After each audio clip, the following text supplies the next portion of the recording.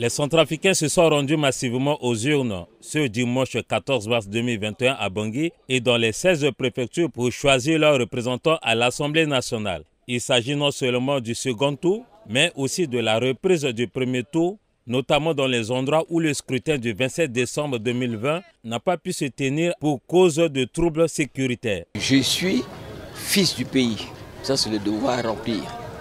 Ce n'est pas pour rien que je suis venu ici, c'est pour venir voter et mettre les parents à l'Assemblée nationale pour pouvoir défendre l'intérêt de tous les Centrafricains.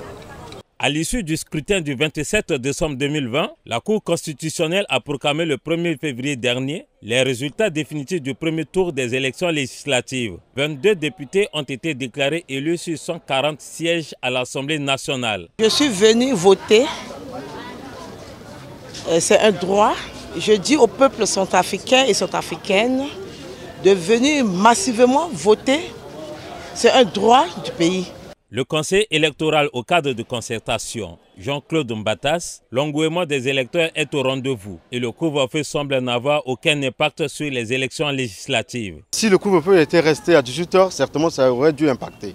Maintenant que c'est repoussé jusqu'à 20 h et que le vote, comme le bureau de vote est ouvert, n'est-ce pas, à 7 h et ça prend fin à 17 h, aussitôt ce sont les opérations de déroulement qui vont commencer. Donc ça pourrait prendre peut-être 1 heure, 2 heures de temps. Certainement ça ne va pas tellement impacter.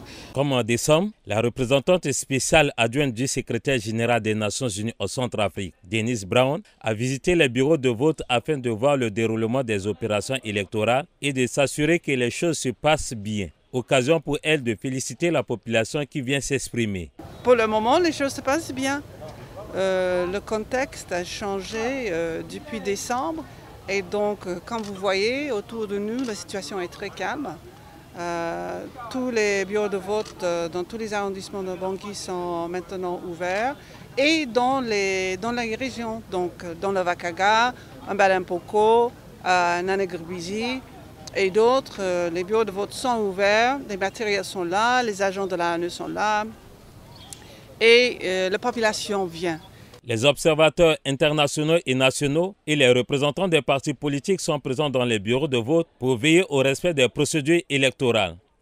À travers tout le territoire, les casques bleus de la MINUSCA assurent la sécurité des électeurs et des bureaux de vote en étroite collaboration avec les forces de sécurité intérieure centrafricaines.